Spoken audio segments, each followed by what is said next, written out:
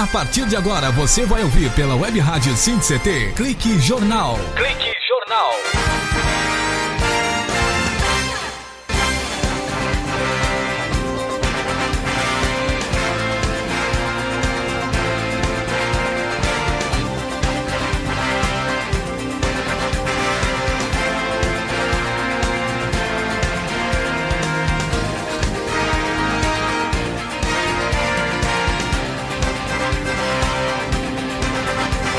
Olá, boa tarde ao senhor, boa tarde à senhora. Está começando mais um Clique Jornal aqui na Rádio Web SINDI-CT, a rádio do Sindicato Nacional dos Servidores Públicos Federais, na área de ciências, tecnologia e inovação. Pois é, a notícia que traz aqui em São José dos Campos é que o VLT vai provocar uma mudança radical no trânsito aqui no centro de São José dos Campos. Mas o Clique Jornal de hoje promete, tem muitas coisas, estaremos falando aqui de Cassiano, né? Cantar era preciso em terras de Cassiano. Daqui a pouco você pode ter certeza que vamos falar da Companhia Conjunto e Disjunto, a Fundação Cultural Cassiano Ricardo estará se apresentando em terras de Cassiano, Cantar era preciso, um evento que será no teatro, no Cine Santana, com transmissão ao vivo aqui pela rádio SINDI-CT. Mas estaremos falando também da China, a hora do bem-estar social. Falaremos com a jornalista Tânia Cagliari e tantos outros assuntos. Bom, Clique Jornal é o jornal aqui do SINDI-CT, do Sindicato Nacional de Ciência, dos Servidores Públicos Federais na área de Ciência e Tecnologia, que tem como presidente o Ivanil Elisiário e o vice-presidente, que é o Fernando Moraes. Aqui conosco, hoje, ancorando o Clique Jornal, o meu colega e diretor aqui do sindicato, secretário de Comunicação e Cultura, Vitor Portesani. Boa tarde, Vitor. Boa a todos. Tudo bem, Vitor? Tudo tranquilo. Maravilha. Olha, antes de mais nada, a notícia mostrando aqui que o trânsito aqui em São José dos Campos, né, segundo estudos da Prefeitura de São José, o metrô de superfície vai passar por algumas das principais ruas e avenidas da região central, afetando corredores de ônibus, mas também a 9 de julho perderá o seu canteiro central. Bom, o detalhe é o seguinte: São José já é vanguarda, VLT, o veículo leve sob trilho, e a mobilidade urbana está sendo levada a séria aqui em São José, não é, Vitor?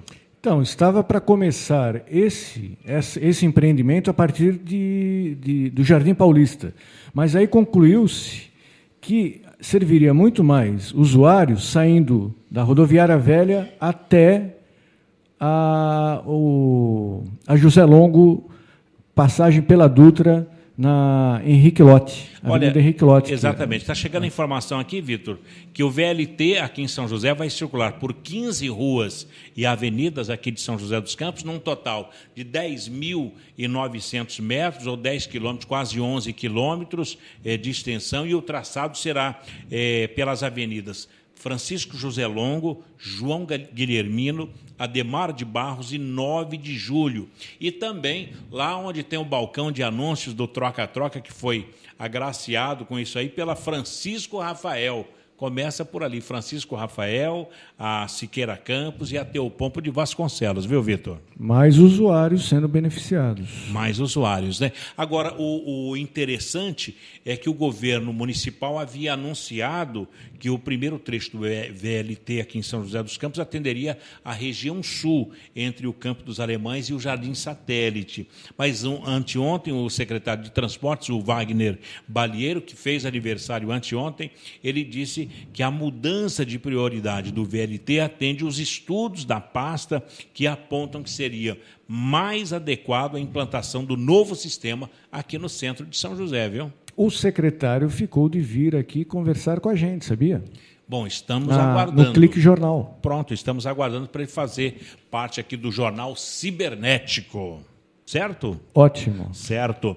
Bom, Vitor, está chegando aqui do Departamento de Recursos Humanos, aqui do SINDI-CT, uma convocação aos grupos de servidores. Então, atenção, toda a comunidade sabe que o processo original dos 28%, que hoje inclui 2.630 pessoas, ele foi desmembrado em 263 processos de 10 pessoas cada. Isso aconteceu em 2009. A informação que chega é que, desde então, a Justiça já liberou todos os processos para que o SINDIC-CT apresentasse os cálculos para a execução.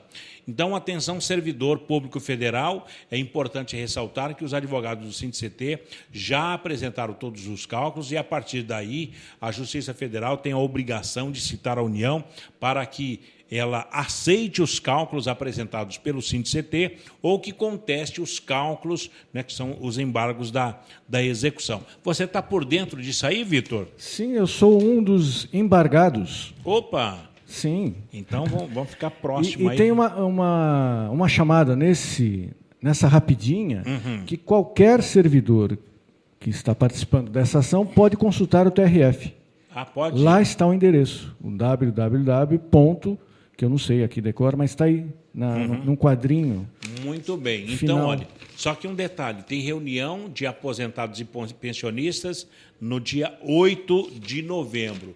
Reunião dos aposentados e pensionistas, dia 8 de novembro. Então, atenção, o endereço que você passou é esse aqui, ó, www.jfsp.jus.br/fóruns federais. Então, os servidores que ainda não foram convocados e quiserem consultar o andamento do processo, podem acessar o site da Justiça Federal. Você não se lembrou? Chegou aqui agora. Olha, mais uma vez, www.jfsp.jus.br/fóruns-federais. Não é underline, não, é --federais. Então, para realizar a consulta, basta preencher os dados com o CPF do servidor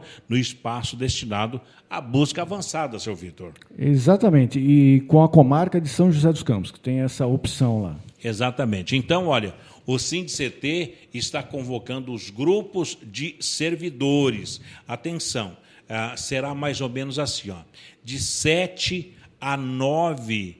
Bom, já foi o de 7 a 11 de outubro, já foi, e agora as pessoas têm que comparecer ao SINDIC-CT e lavrar formalmente a sua decisão na medida em que receberem as convocações nominais, conforme a Justiça liberar os processos. Agora, ô Vitor, você poderia recapitular o que é esse processo dos 28,86% para os servidores públicos federais?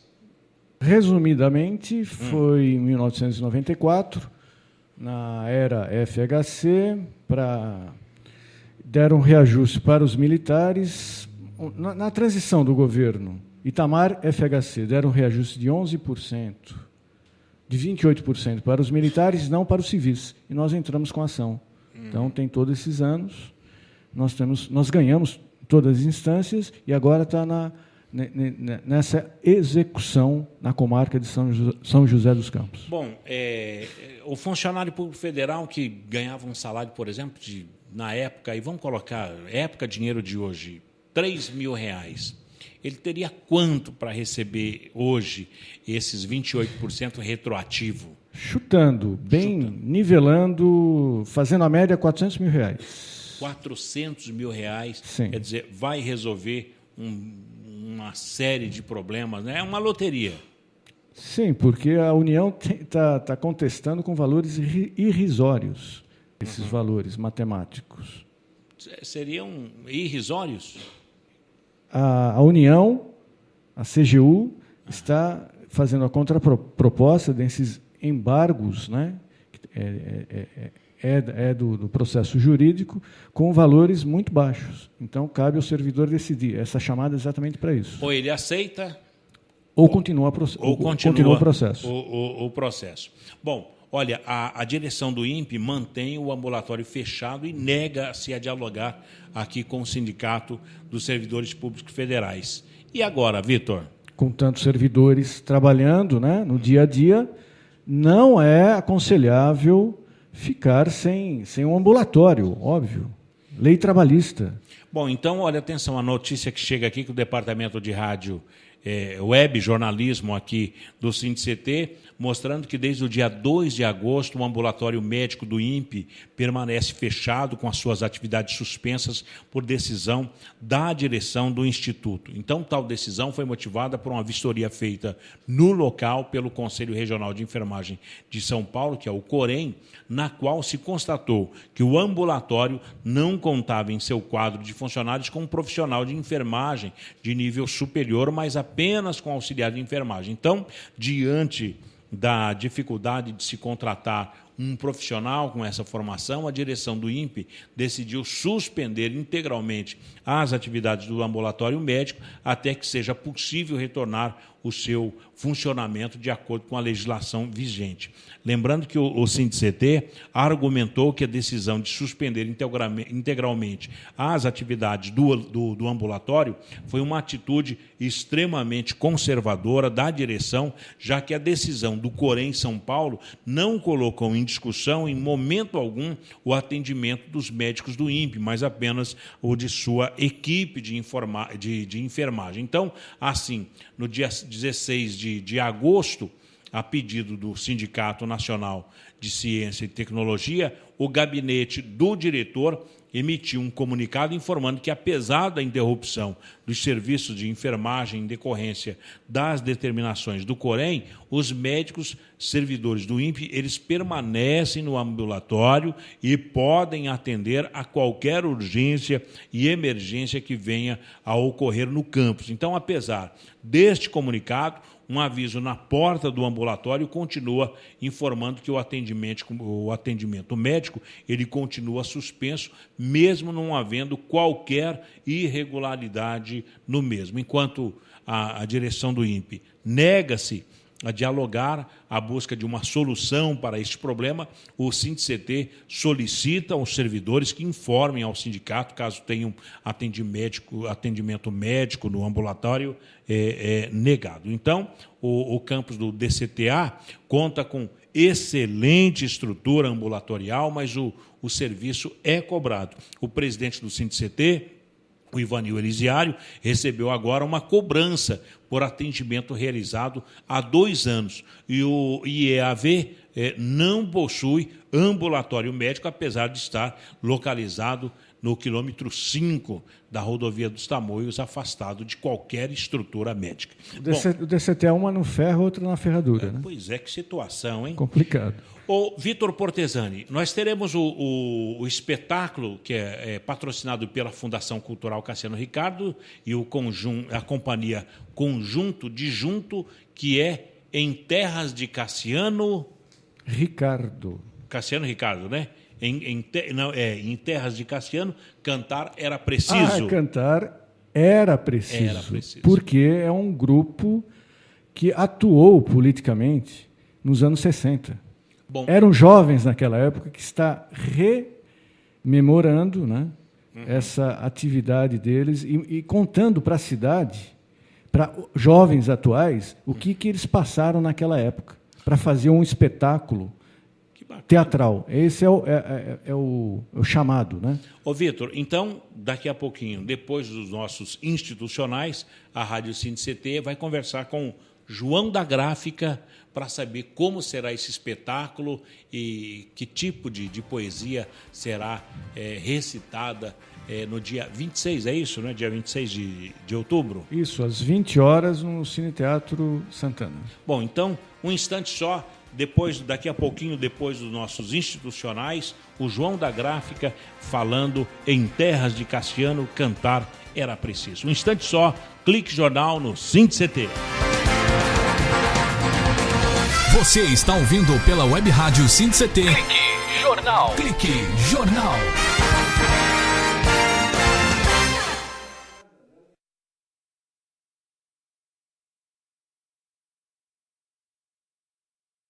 Você está ouvindo pela Web Rádio SINDI-CT. Clique Jornal. Clique Jornal.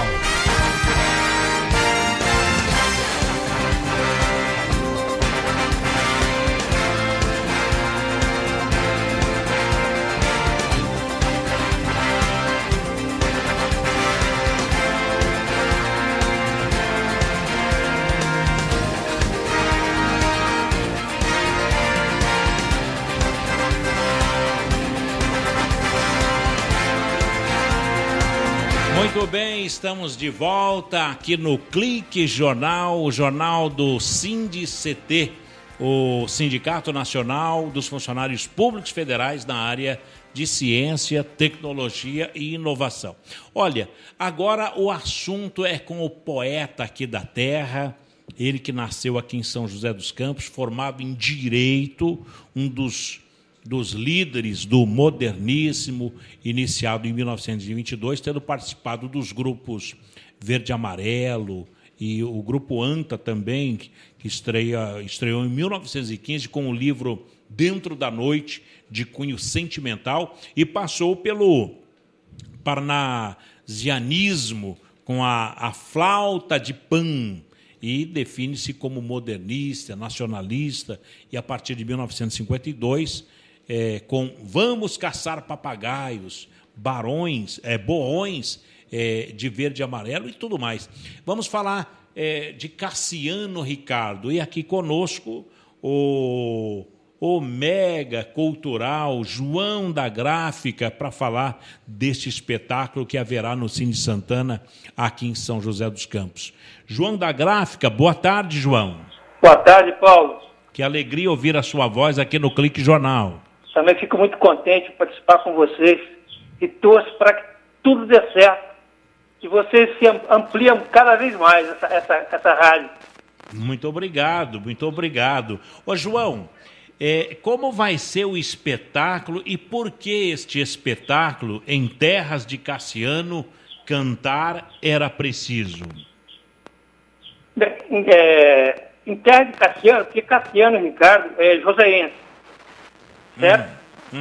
E em 68, o pessoal Pedro Paulo, Paulinho, eles tinham assim conhecimento com o próprio Cassiano Ricardo, né? Tanto que o Paulinho musicou uma obra de Cassiano Ricardo que será apresentada lá no Cine Teatro. E aí? Bom, eu acho que sim. Fala. Pois não. O retorno está ruim? Não, mas estou te ouvindo bem, viu, João? Ah, sim. Então, legal. Então, como eu disse da outra vez, tudo começou com a amizade que eu fiz com o Paulinho, né, há 6 anos atrás. E Paulinho começou a cantar umas músicas dele e dizia dos seus parceiros, né, que era Pedro Paulo, Banzé, a Zezé. E nós fomos convivendo com isso. Eu aprendi a cantar algumas músicas dele. E aí fomos tocando nos barzinhos da noite aí. E levei o companheiro Moacir Pinto. E falei para ele, olha, tá vendo esse caboclo? Tem essas histórias que nós fizemos em 68, 67, até 69, né? Pode-se dizer assim. 67, 68, 69. Então as histórias, tudo que nós vamos contar lá, se passou nesses anos.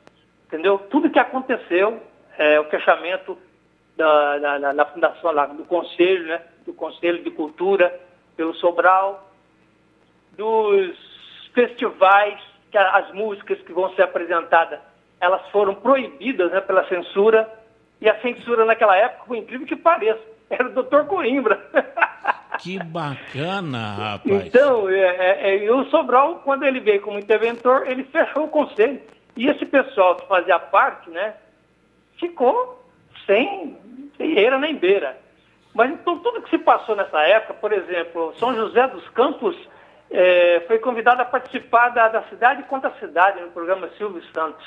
Exatamente. E esse pessoal vivia cantando para os bares, né? Os barzinhos, porque aí a cidade foi convidada para competir com Ribeirão Preto. E tinha que fazer, por exemplo, levar 2 músicas.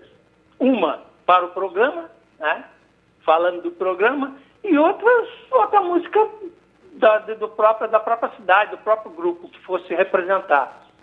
E aí eles rodaram a cidade toda e não encontraram ninguém. Ô, João. Então a música que foi ao ar nesse programa do Silvio Santos foi a censurada? Não foi a censurada.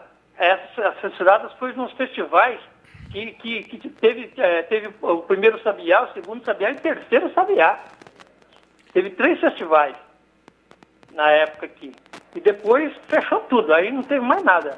Agora, essas músicas que eles vão apresentar, aí então deixa eu terminar o meu raciocínio. Eles procuraram na cidade alguém para fazer, como é que diz essa, que o Silvio Santos estava exigindo, né? Então era fazer 2 músicas. E aí eles procuraram, acharam, lembraram esse pessoal do conselho, que participava do conselho, que cantava lá nos barzinhos, que era aluno, né? Era aluno do ITA, era o pessoal estudante. Aí foram atrás deles, eles pegaram, tinham uma música, e eles falavam mal da televisão. Aí eles pegaram essa mesma música, fizeram uma nova letra, e lá no dia eles vão cantar a primeira versão que foi feita para a televisão e a que já tinha. Então era um grupo assim, sabe? Vivia já engajado nos movimentos que tinha todo o movimento popular, enfim, aqui, eles estavam vestidos e fazendo também canções no barzinho. Ô, João, as manifestações da época, tanto quanto agora, eram manifestações intelectuais. Sim. Agora, eu vejo aqui, do Cassiano Ricardo, a poesia O Sósia, que diz o seguinte, para quem, até porque era muito difícil de encontrá-lo em casa. E ele diz aqui o Sósia é o seguinte: dificilmente, ó amigo, você me encontrará presente em casa, pois eu sofro de ausência como se houvesse em mim uma asa. A esperança e a saudade, o leste e o oeste do meu corpo obscuro, são 2 formas de eu nunca estar em casa, quando me procuram e eu mesmo acabo me procurando. Vivo continuamente longe de mim nas horas em que me decomponho. Num sonho, estou no outro hemisfério, que é um não sei onde só a ausência lavra. Quer dizer, é mais uma do Cassiano Ricardo, que tinha a capacidade de fazer com que as suas poesias pudessem ser pensadas, não é, João? Sim. Agora, a companhia Conjunto e Disjunto, de onde é essa companhia? De companhia, esse era o nome que nós demos, o conjunto diz junto essas histórias que aconteceram em São José dos Campos. Que maravilha. Bom, entendeu? Claro, e o espetáculo vai ser um espetáculo de quanto tempo? Então, ontem nós fizemos um ensaio e cronometramos, vai ser no máximo 1h15. 1h15. Começa a que horas? Vai começar às 20 horas. Às 20 horas, lá no Cine Santana, né? Agora, então, o nome do espetáculo é Em Terras de Cassiano, Cantar Era Preciso. Era preciso. Então vai falar da juventude que fazia arte e estripulias na década de 60, João. 67, 68, 69, esse pessoal já estava aí na praça como estudante. Ô, João, agora o Vitor Portesani, que é o nosso diretor de comunicação e cultura aqui do SINDI-CT, ele tem uma bela de uma notícia para tornar esse espetáculo realmente cibernético. Quer ouvi-lo? Legal. Então, Vitor Portesani, qual é a notícia? Fala, João. Ô, companheiro Vitor. Fala, camarada. A notícia que o Paulinho está falando para mim dar no ar é sobre a cobertura do evento. Nós vamos fazer através da rádio, né? Olha, que legal. Da internet e também com a rádio... A 107,9, Zona Sul. E mais a AM 1290. Tá vendo? Ele completou aqui. AM ele que é da área, eu não sei. Mas nós vamos estar levando, né, para a cidade o espetáculo de vocês. E sendo gravado, vai estar disponível na nossa página também. Legal, cara. Muito bom. Então, para mim, é um documento que eu vou ter, né? Posso pegar com você cópia. Sim. É essa a nossa tarefa aqui para documentar todos esses eventos, né, de agora em diante, que antes não tinha essas parcerias, né? Então, mas isso encaixa na 47ª semana de Cassiano Ricardo, não é? Isso. Que vai do dia 24 de outubro ao dia 10 de novembro aqui. Sim. Todo ano tem essa semana, né? Uhum. E dessa vez nós vamos abrir a semana Cassiano Ricardo. Parabéns, João. Ô, João, sim. Agora o programa qual é? Começa com a viola enluarada do Marcos Valle ou não? Começa com viola enluarada. Bom, quantas apresentações serão? De música? Isso. Então, serão 13 músicas, intercalado com que o pessoal, por exemplo, fala em que momento que eles fizeram a composição, né? Que maravilha. Então, como foi composta, como é que eles fizeram, em que local que foi. É uma coisa muito bonita, muito. E o porquê de cada canção, por exemplo. De cada canção, João, vocês estão chamando para esse espetáculo assim como? Por panfletos? Então, panfletos. As escolas, os cursinhos. Na própria internet, né? Uhum. Então, assim que a gente está fazendo contato com os amigos e alguns até fazendo panfletagem mesmo nas escolas. A capacidade do Cine Santana é para quantos espectadores? 500 pessoas sentadas. 500 pessoas. Bom, e vocês estão esperando quanto? Lotar o Cine Santana? Qual é a expectativa? Isto é a nossa ideia, né? Mas ontem até nós conversamos sobre isso. Pelo trabalho que a gente tem feito, olha, nós vamos bombar, viu? O pessoal tá ansioso para assistir isso. Bacana, nós estamos recebendo aqui o programa que será apresentado, então, no dia 26, com transmissão ao vivo aqui pela Rádio Web SINDI-CT, pela 107,9 da região sul, lá com o nosso amigo Marçal, e também pela AM 1290. Então, vocês terão 3 canais de comunicação, mais o Cine Santana, que são 4, transmitindo este espetáculo, que é viola enluarada para abertura, a marcha da quarta-feira de cinza do Carlos Lira e do Vinícius de Moraes, Trilha de Deus e o Diabo na Terra do Sol, são trechos do filme dirigido pelo cineasta brasileiro o Glauber Rocha, a música que é do Sérgio Ricardo, Sobreviventes, que é o poema Scorpion, do poeta José Cassiano Ricardo, o Rio, que é o tema musical do poema O Rio, de João Cabral de Melo Neto, a Triste Alegria, do Paulinho e do Pedro Paulo, Rotina, do Paulinho e Maria José Gomes de Souza, Decomposição, Violeiro Embananado, Bom Dia Tristeza, Jornais, Frevo de 4 folhas, que será o original, Frevo de 4 folhas, que é a versão para o programa da TV Cidade contra a Cidade, e Pássaro Andante e Amigos de Estrada, que é a 15ª canção que vai encerrar o espetáculo do dia 26. É isso, João? Sim. Bacana. Bom, tá aí o João da Gráfica. Eu quero agradecer pela sua presença aqui no Clique Jornal da Rádio SINDI-CT e dizer que a Rádio SINDI-CT estará apresentando, transmitindo este espetáculo do dia 26 no Cine Santana, aqui em São José dos Campos. Tá bom, João? Muito bem, muito obrigado pelo espaço. Obrigado, um abraço, Vasco, Vitor, a Shirley, Paulo, muito obrigado, um abração. E eu gostaria de fazer um pedido até... Pois não.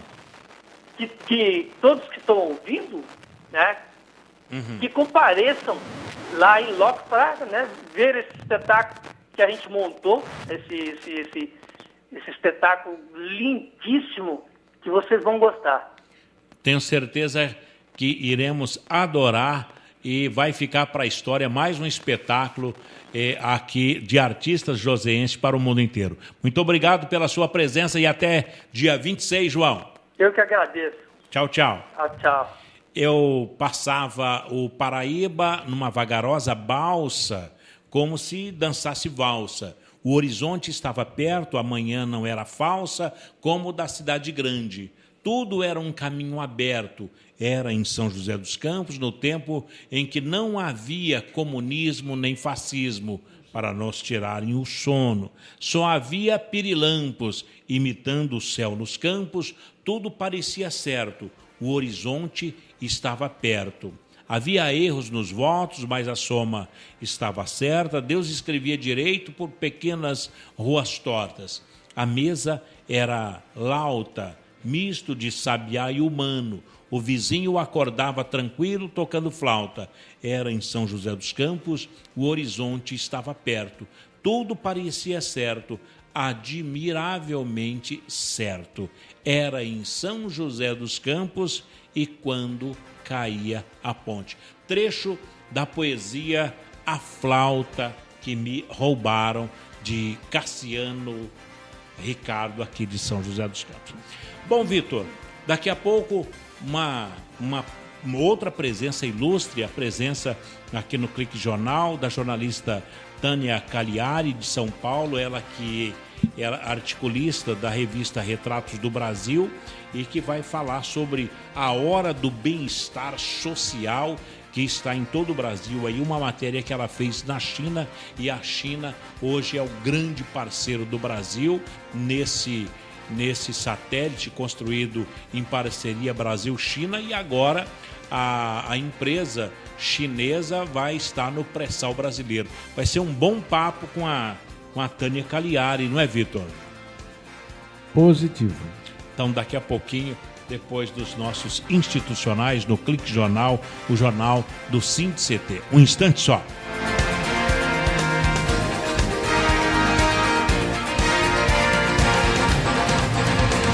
Você está ouvindo pela Web Rádio SINDI-CT. Clique Jornal. Clique Jornal.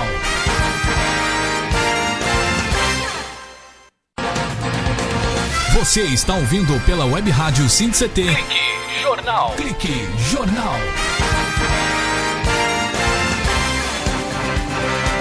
Muito bem, estamos de volta aqui na rádio sindict.com para todo o Brasil, o Jornal Cibernético. Hoje a apresentação aqui com Paulo Silva está o meu querido diretor de comunicação e cultura aqui do SINDI-CT, o Vitor Portesani. Ô Vitor, a matéria agora promete, não é, Vitor? Muito, porque vai falar exatamente da proteção social em todo o mundo. Bacana. Bom, então é por isso que nós vamos falar com a jornalista a Tânia Cagliari. Ela fez uma matéria muito bacana, ela que é articulista da revista Retrato do Brasil, e ela fez uma matéria enfocando a situação das reformas em curso em vários países do continente que parecem distantes das realizadas no centro capitalista no passado, mas na China pode estar ocorrendo algo diferente. A hora do bem-estar social mostra onde avô e neto na China, como é que está sendo esta convivência. Jornalista Tânia Cagliari, boa tarde, Tânia. Boa tarde, Paulo Silva. Boa tarde, Vitor. Eu estou tendo pouco retorno do Vitor aqui que eu estou escutando. Depois vocês podem ver aí a questão técnica. Eu estou à disposição para comentar a matéria. É uma matéria que a temática sempre nos interessa, relativa ao bem-estar social, à construção do estado de bem-estar social no mundo. A gente já fez algumas matérias em relação ao Brasil, sempre que se evoca a reforma da Previdência. A gente já ficou de olho também nessas movimentações de reforma do sistema de saúde dos Estados Unidos. E agora chamou a atenção a questão da Ásia, o que estaria acontecendo na Ásia. E isso passa por uma discussão de pauta na redação da revista, que é muito interessante, porque aí se começa, né? Mas vem cá, o que é a Ásia? A Ásia é um continente tão grande, tem uma variação enorme de vários aspectos econômicos, sociais, étnicos, têm históricos, né, completamente diferentes. Então, como poderíamos abordar? E assim começa uma pesquisa e durante a pesquisa o repórter se deflagra com outra complicação. O que a gente fala quando a gente fala de estado de bem-estar social? Quais os benefícios estão incluídos aí dentro?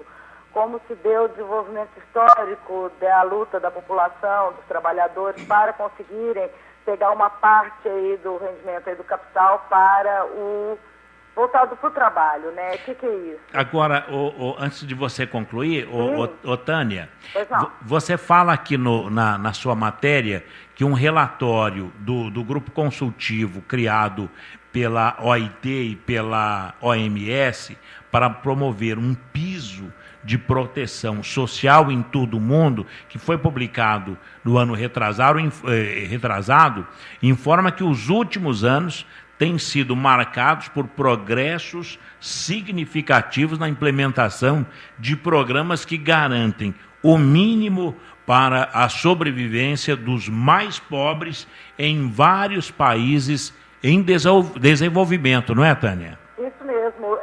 Eu comecei por aí porque isso já faz uma grande distinção sobre os diferentes modelos, o que é considerado o tal do estado de bem-estar social.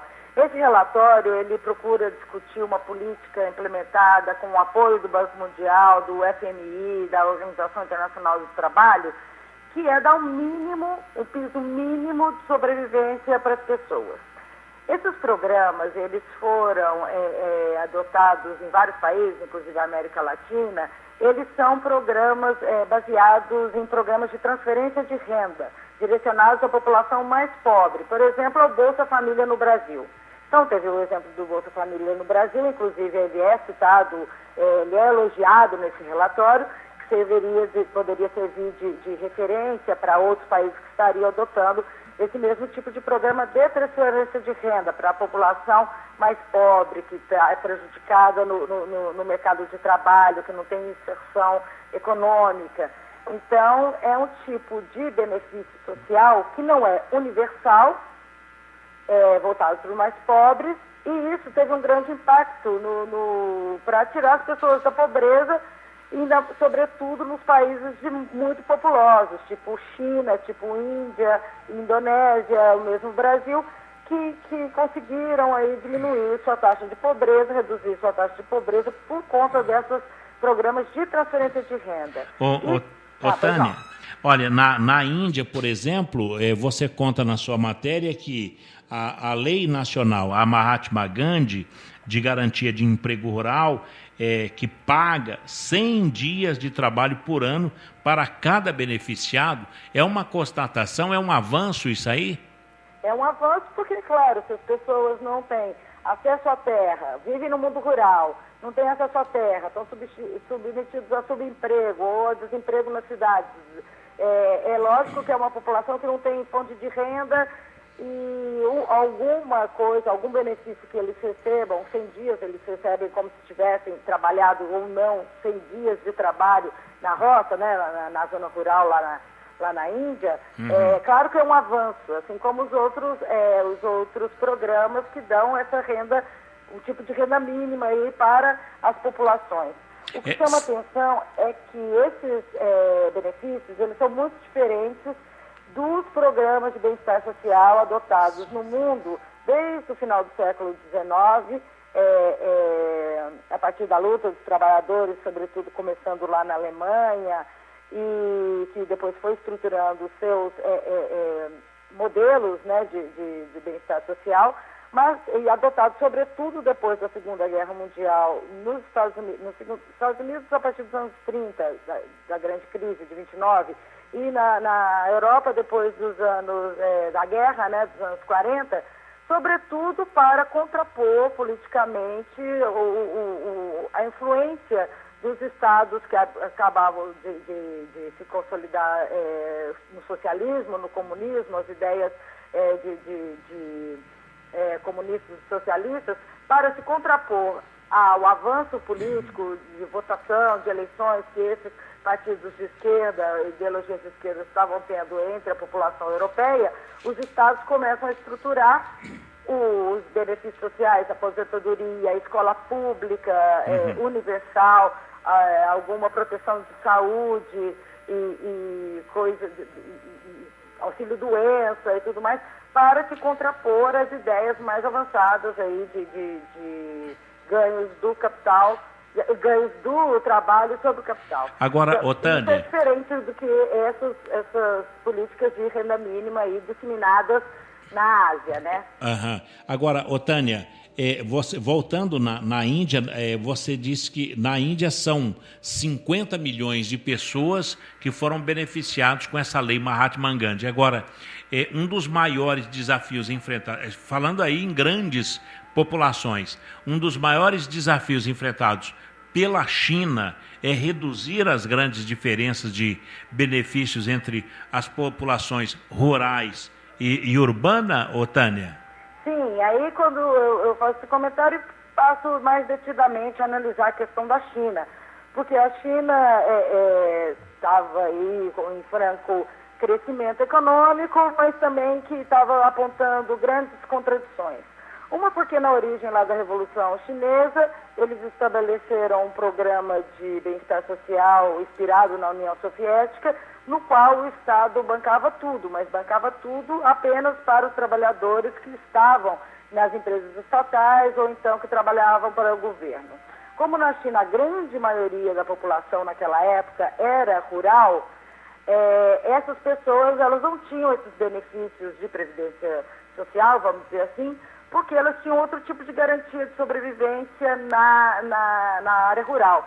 Que era, primeiro, é uma tradição lá da Ásia, em vários países, eu verifiquei isso em várias leituras que eu fiz, é uma tradição do confucionismo, que é uma filosofia disseminada nos países asiáticos, de que a família é responsável pela tratar, para cuidar, para olhar pelos pais depois na velhice, né?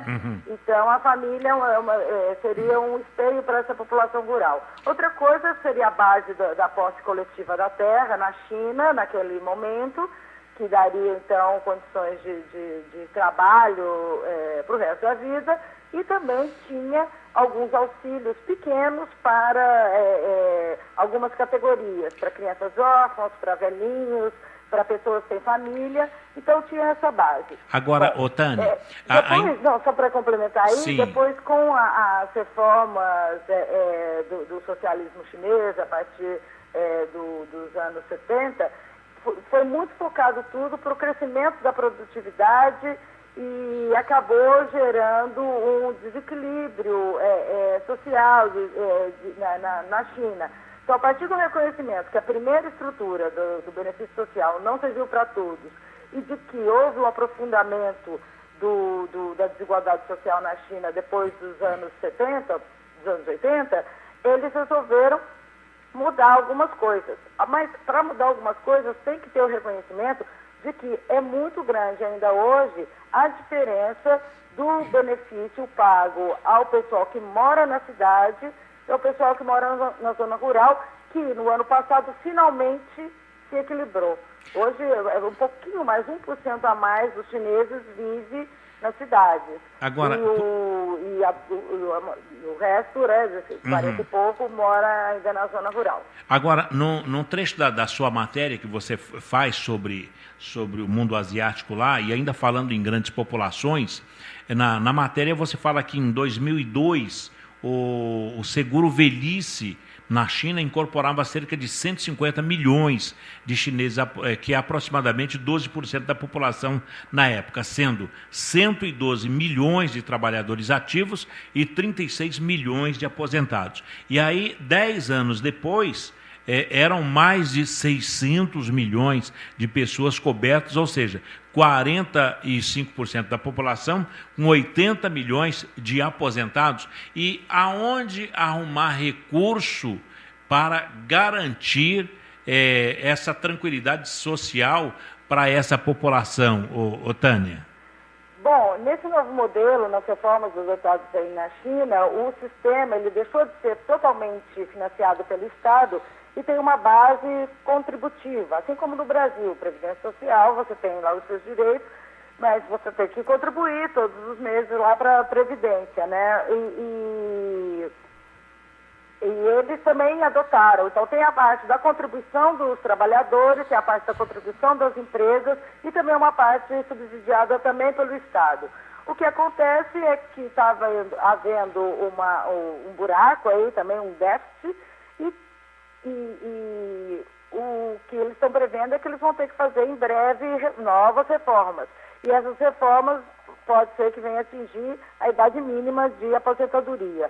Hoje é 60 anos para os homens e 55 anos para as mulheres. Então, uma das coisas que eles querem fazer, imitando vários países aí do mundo, da Europa, inclusive, que tem o melhor sistema de proteção social do mundo, eles já estão vários países já reviram ou estão revendo, então está tendo uma briga social muito grande para manter a idade mínima para a aposentadoria, e lá na China eles também estão começando a falar desse assunto, o que também deve gerar aí uma certa resistência por parte dos trabalhadores, né? Bem, Tânia, agora a China, mais uma vez, parceira do Brasil, parceira no satélite Cybers, e agora parceira também no pré-sal. Isso explica o porquê que cada vez mais a China está tão ousada em ganhar dinheiro pelo mundo para sustentar a sua própria população, Tânia? Bom, o que acontece, não sei, tem uma política aí externa, uma política econômica em relação ao exterior bastante agressiva, né? De colocar, estruturar suas estatais, estruturar suas empresas, colocá-las aí para atuar no mundo em vários setores, aí, a turma aí da exploração de petróleo está aí presente, mas também tem outros vários campos aí, então ela tem muito essa política econômica externa bastante agressiva.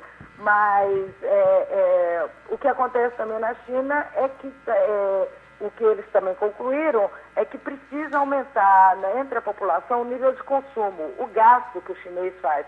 Muita parte da renda dos asiáticos, em geral, e na China também é assim, é voltada para segurar esse dinheirinho a vida inteira numa poupança, para depois, quando chegar na velhice, ter onde se segurar.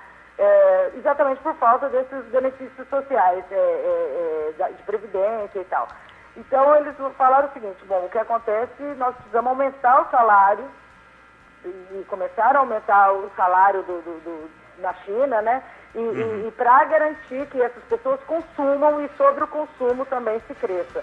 Bacana. Internamente, não só depender da atuação das empresas no exterior, da atuação da China no exterior, mas garantir também um crescimento baseado no mercado interno. E para isso precisa fazer mais renda, né, para a população. Bacana, bacana. Está aqui a jornalista Tânia Cagliari, ela que é articulista da revista Artes do Brasil, e fez uma matéria maravilhosa, A Hora do Bem-Estar Social, com um ponto de interrogação na revista Retratos do Brasil. Tânia, nós vamos para um breve intervalinho e na volta eu gostaria que você pudesse falar da outra matéria que você fez na Retratos do Brasil, que é os dilemas da polícia nessa onda de manifestação que teve aqui no Brasil, e de repente nós pegamos uma polícia despreparada, aonde os black blocs, né, ia para um lado, a polícia não sabia como agir. Eu gostaria que você pudesse explicar essa matéria que você fez, a sua visão jornalística sobre os dilemas da polícia, daqui a pouco, depois dos nossos institucionais. Tudo bem, Tânia? Pois não, Paulo. Muito obrigada. Até daqui a pouco. Até já. Esta é a jornalista, a Tânia Cagliari, ela que faz uma matéria maravilhosa aqui na Retratos do Brasil. Um instante só e a gente volta com os dilemas da polícia aqui na Rádio Web SINDI-CT.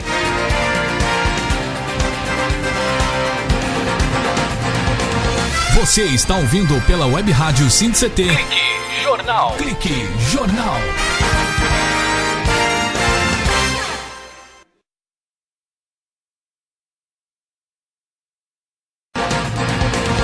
Você está ouvindo pela Web Rádio SINDI-CT. Clique Jornal. Clique Jornal.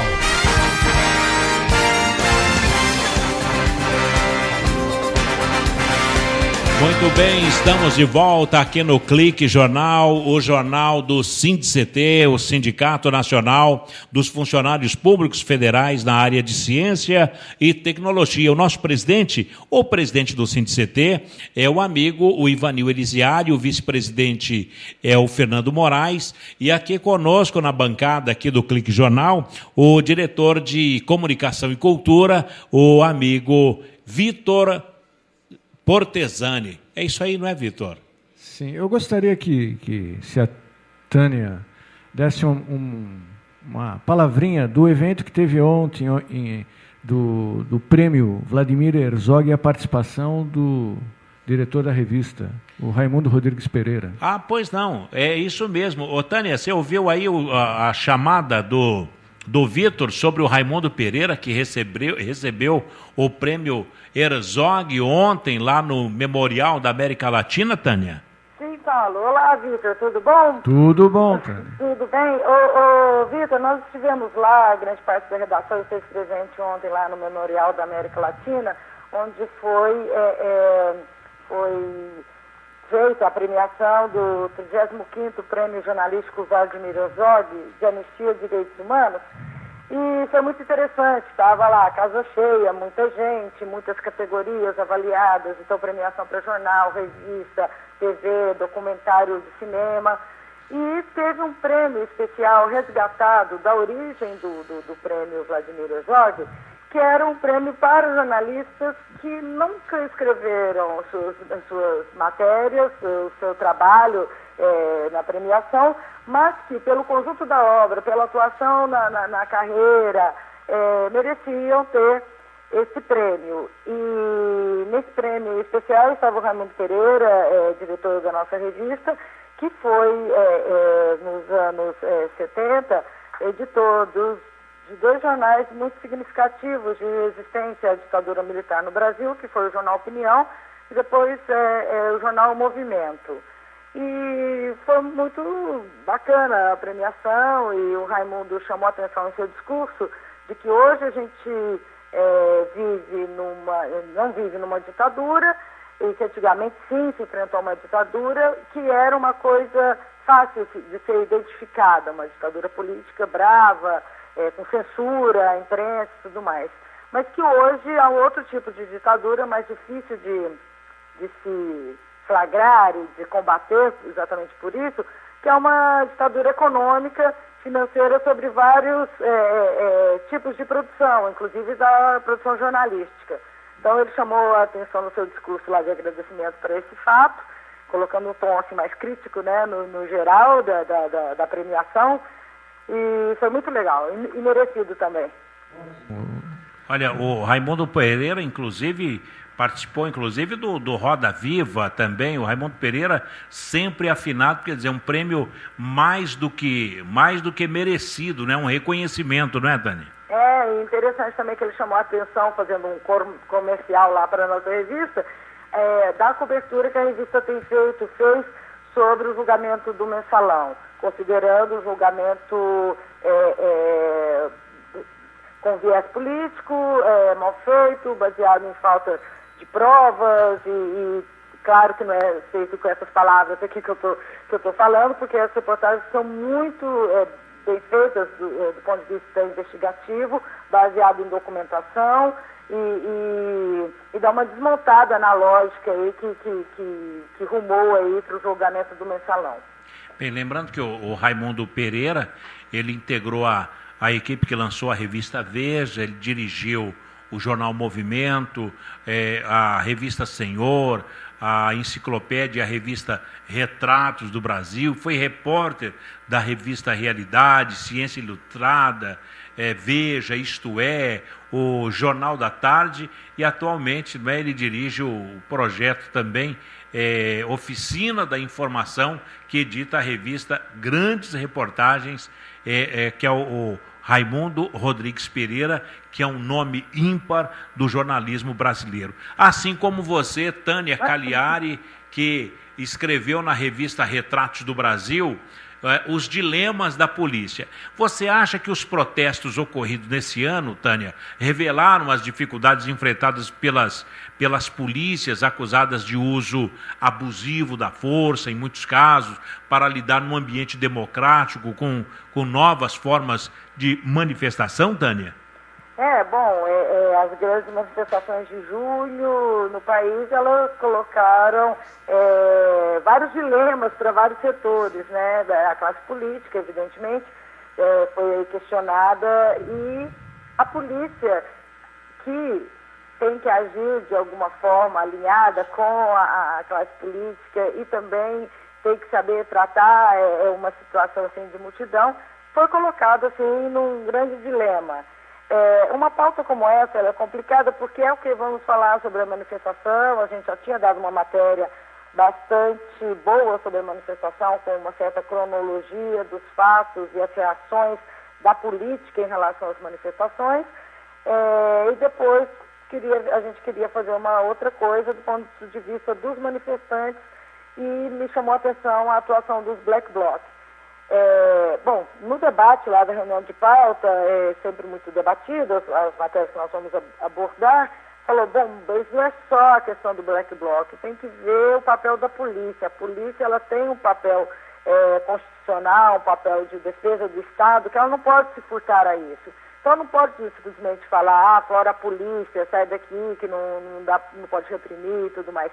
Tem que ver o que a polícia está enfrentando hoje nas ruas, qual é o seu desafio, e a polícia, ela vive um desafio cotidiano, institucional em si mesmo, que é se adaptar ao momento democrático. Tânia, uma estrutura da época da ditadura militar. Né? Agora, Tânia, você pode retratar bem a questão da polícia. Você acredita que a polícia está em agonia? Porque é o seguinte, ela tem um fardamento muito pesado e o armamento é mais pesado ainda. E lá são seres humanos igual todo mundo. Enquanto as pessoas que se manifestam de shorts e camiseta, eles têm que usar capacete, aquelas viseiras, coisas pesadas, quer dizer, a situação física não permite que eles possam estar tranquilo ali, não é? Isso quem chamou a atenção para essa questão foi o pesquisador da Fundação Getúlio Vargas. Ele estuda modelos de organizações. E ele foi para a rua observar os protestos envolvendo Black Blocs. Então, ele começou a organizar o material dele de pesquisa, um pouco tentando ver um perfil desses Black Blocs, juntamente com uma outra pesquisadora, ligada à Universidade Federal de São Paulo, e eles começaram a ver vários aspectos. O que ele abordou é isso, assim, a polícia ela tem uma estrutura de hierarquia rígida, ela tem equipamentos e roupas pesadas, e eles são submetidos a uns protestos, que como alguns que aconteceram em julho, agosto, que demoram horas andando pela rua da cidade, liderado por uma moçada, que é esse pessoal tipo Black Bloc, que está ali manifestando, provocando. De repente, eu tive alguma manifestação também com eles, de repente, do nada, eles dão uma carreira, assim, sai correndo na rua, meio gritando e saindo. E o policial tem que todo mundo sair atrás sem poder fazer nada também. Não pode bater, não pode dar tiro, não pode reprimir, porque, afinal de contas, eles não estão fazendo nada demais, só dão uma carreira, sai correndo, desesperados assim, pela avenida, e a polícia é obrigada a correr atrás.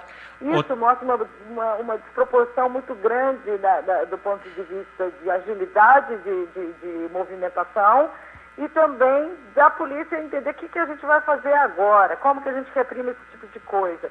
Então, isso desse ponto de vista da organização de um grupo e de outro, esse pesquisador, o Ricardo, né, chamou a atenção para essa diferença. Agora, Tânia, então, para a gente encerrar a matéria que você fez para a Carta Capital, onde você diz polícia, para que polícia? Aquela matéria, ela é uma síntese do que está acontecendo em relação à força bruta e policial e o desfecho nas manifestações, Tânia. O que acontece é a mesma matéria, o mesmo material, e é o seguinte, essa matéria eu também me levou também a tentar pesquisar, tentar ver quem são essas pessoas envolvidas com Black Bloc. Isso é uma abordagem muito difícil, porque as pessoas são arredias para falar, você não tem muita confiança para chegar junto e pedir uma entrevista, então você acaba partindo da sua observação, de alguma leitura para saber a história de onde vem esse tipo de mobilização e de alguma conversa meio informal que você consegue ter com o pessoal na rua, né? Mas eu achei que valia a pena tentar ver o ponto de vista dessas pessoas e baseei também muito na pesquisa dessa moça, da professora Esther Solano, que tem acompanhado as movimentações Black Bloc, e ela coloca uma série de reflexões sobre a motivação desse pessoal, que é também questionar várias coisas em relação ao Estado. Do ponto de vista de falar assim, mas vândalo é a gente porque quebra uma coisa de banco? Vândalo é o Estado, que deixa as pessoas morrer na rua, na fila do SUS e tudo mais. Então tem uma tentativa de jogar aí com a lógica das definições das coisas, por parte desse pessoal aí mobilizado em torno dessa prática, dessa tática que se chama Black Bloc. Bacana, tá aí uma crise de representação. Ô, Tânia, eu quero te agradecer, a jornalista Tânia Cagliari, ela que é articulista da revista Retratos do Brasil e gentilmente nos cedeu o seu precioso tempo para falar aqui no Jornal Cibernético, que é o Clique Jornal do SINDCT, o Sindicato Nacional dos Funcionários Públicos Federais na área de Ciência e Tecnologia. Tânia, muito obrigado pela sua participação e pela sua gloriosa colaboração aqui com a Rádio Web SINDCT, com Vitor Portesani, com Tiago Santos e aqui com o Paulo Silva. Tá bom, Tânia? Eu agradeço e queria parabenizar aí o sindicato pela iniciativa da Rádio Web e estamos à disposição para discutir outros temas e um abraço para o Vitor Reis. 2 a você, muito obrigado, um abraço a você e a todos os seus. Ok, até mais, obrigada. Até, tchau. Jornalista Tânia Cagliari, e vamos encerrando esse bate-papo maravilhoso e muito proveitoso, hein, Vitor? Muito bom. Muito bom. Bem, amigos, por aqui, ponto final em mais um Clique Jornal, o jornal do SINDCT, o Sindicato Nacional dos Funcionários Públicos Federais na área de Ciência, Tecnologia e Inovação. Presidente Ivanil Elisiário, vice-presidente vice-presidente Fernando Moraes e o diretor de Comunicação e Cultura, o Vitor Portesani. Trilha sonora do Tiago Santos e lembrando que a apresentação é aqui do Paulo Silva. E uma homenagem aos nossos parceiros chineses. Que agora para valer. Com uma música. Uma música chinesa, um ting-ling, aí encerrando o Clique Jornal para todo o universo agora, não é? Um abraço a vocês e até lá. Tchau.